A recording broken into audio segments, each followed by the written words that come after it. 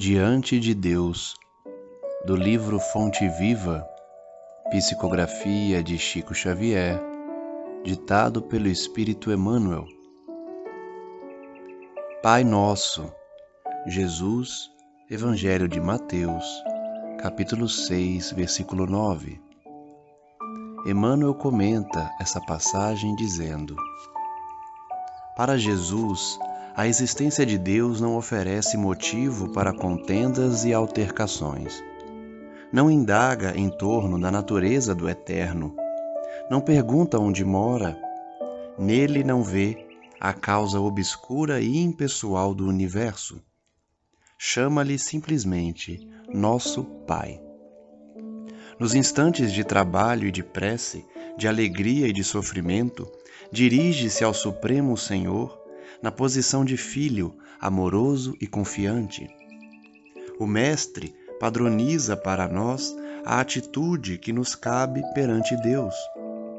Nem pesquisa indébita, nem inquirição precipitada, nem exigência descabida, nem definição desrespeitosa.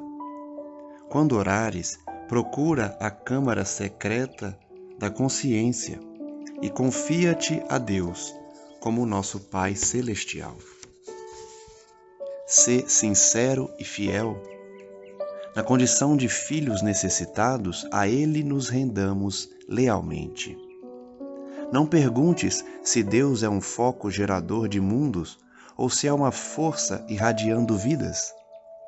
Não possuímos ainda a inteligência suscetível de refletir-lhe a grandeza, mas trazemos o coração capaz de sentir-lhe o amor.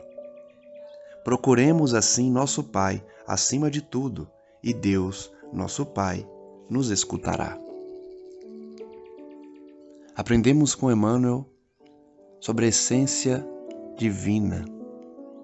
Ainda que não entendamos o conceito de Deus, a sua grandeza, a definição completa da sua magnitude, podemos senti-lo, conforme os Espíritos responderam a Kardec, quando indagou acerca da definição do Criador.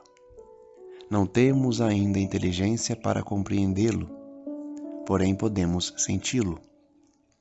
E assim, aprendemos com Jesus, que o chama de Pai, e desde então, compreendemos a figura do Criador como um Pai amoroso, misericordioso, que quer sempre o melhor para seus filhos e que pavimenta o caminho para que nós possamos nos dirigir a Ele nas inúmeras encarnações e experiências evolutivas.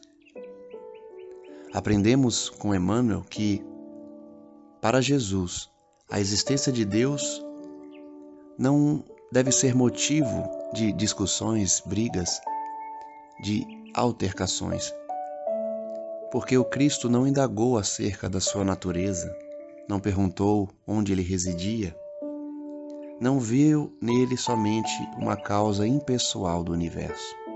Chamou-lhe de Pai, e por isso, nos instantes de trabalho, de prece, de alegria, de sofrimento, devemos todos nos dirigir ao Supremo Senhor, na posição de filhos, amorosos e confiantes, a fim de que extraiamos dele a força necessária para a nossa existência, para vencer as dificuldades, os obstáculos e compreender a vida em sua amplitude divina. Jesus padronizou para nós a atitude que nos cabe perante Deus, ou seja, a postura do Mestre ao chamar o Criador de Pai nos informa que devemos ter uma postura nesse sentido, sem buscar a sua origem nesse momento, porque ainda não temos o entendimento suficiente, nem fazer perguntas precipitadas, não se revoltar quando não entendemos a vontade do Criador, quando ainda não entendemos os mecanismos da vida, da reencarnação, e nos deparamos com aparentes injustiças. Que saibamos ter a postura de um filho compreendendo os desígnios do Pai, sem exigir, sem definir o Altíssimo de forma desrespeitosa. Essa é a postura que devemos ter perante o Criador, ensinada pelo Cristo. E quando nos dirigirmos a Ele na oração, procuremos a câmara secreta da consciência, confiando-nos a Ele como um Pai celestial. Devemos ser sinceros, fiéis nos nossos pedidos, nas nossas colocações e agradecimentos, porque como filhos necessitados, nos rendemos lealmente à vontade do Criador. Emmanuel diz que não devemos perguntar se Deus é um foco gerador de mundos ou se é uma força que irradia vidas, porque não temos a inteligência para refletir a grandeza do Criador, mas podemos senti-lo. Procuremos assim o nosso Pai acima de tudo, e Ele nos escutará.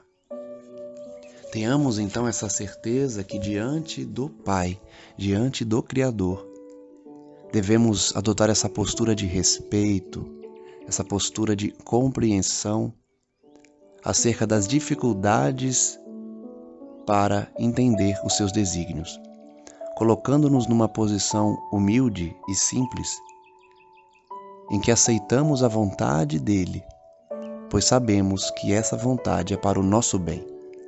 As experiências que vivemos, muitas vezes imploramos na espiritualidade antes da reencarnação, a fim de que adquiramos virtudes, saldemos os débitos do passado e possamos restabelecer a paz de consciência perdida no momento em que decidimos errar, através de condutas desrespeitosas, maldosas, de erros e falhas do passado, que agora construímos através das inúmeras encarnações, oportunidades de refazimento, de renúncia e de construção de um futuro feliz.